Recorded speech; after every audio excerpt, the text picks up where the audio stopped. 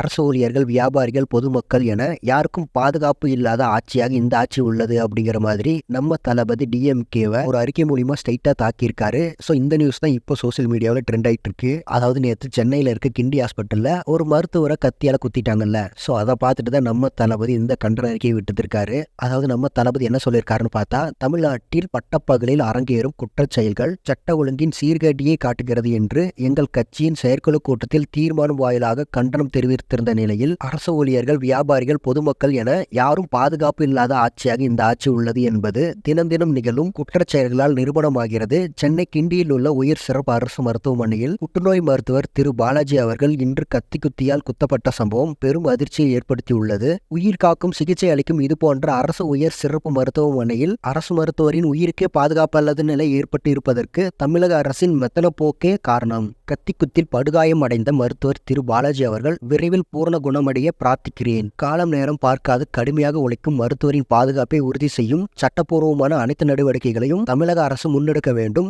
தமிழ்நாட்டில் தினந்தோறும் நிகழும் பல்வேறு குற்ற நிகழ்வுகள் பொதுமக்களிடையே அச்சத்தை உருவாக்கியுள்ளன. சட்ட ஒழுங்கை பாதுகாக்க வேண்டிய ஆட்சியாளர்கள் இனியாவது விழித்துக் கொண்டு மக்களை பாதுகாக்கும் அனைத்து நடவடிக்கைகளையும் மேற்கொள்ள வேண்டும் என்று வலியுறுத்துகிறேன் அப்படிங்கிற மாதிரி நம்ம தளபதி இந்த கண்டன அறிக்கை மூலியமா சொல்லியிருக்காரு. ஆனா எதனால இந்த சம்பவம் நடந்திருக்குன்னு பார்த்தா, தப்பான மருத்துவம் பார்த்ததுனாலதான் கத்தி குத்துனாங்க அப்படிங்கிற மாதிரி சொல்றாங்க. பட் எது இருந்தாலும் மருத்துவமனைக்குள்ள கத்தியெல்லாம் எடுத்துட்டு போய் குத்துறது ரொம்பவும் தப்பான செயல். ஆனா இப்போ வரைக்குமே பொது அரசு மருத்துவமனைகள்ல சரியான மருத்துவர்கள் இல்ல, அந்த சிகிச்சையும் சரியா பாக்குறது இல்ல. உண்மையை சொல்ல போனா நானே பார்த்திருக்கேன். அதாவது ஒருத்தருக்கு ஆக்சிடென்ட் மூலியமா கை உடைஞ்சிருச்சு. ஸோ அவரை மருத்துவமனையில சேர்த்திருந்தோம், அதாவது கவர்மெண்ட் அரசு மருத்துவமனையில. ஸோ அந்த கையை ஆபரேஷன் பண்றதுக்கு 10 நாள் ஆகும் அப்படிங்கிற மாதிரி சொன்னாங்க.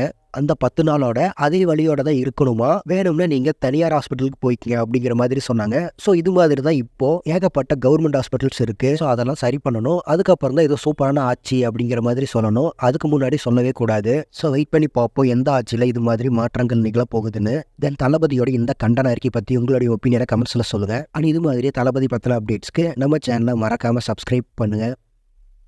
Thank you friends.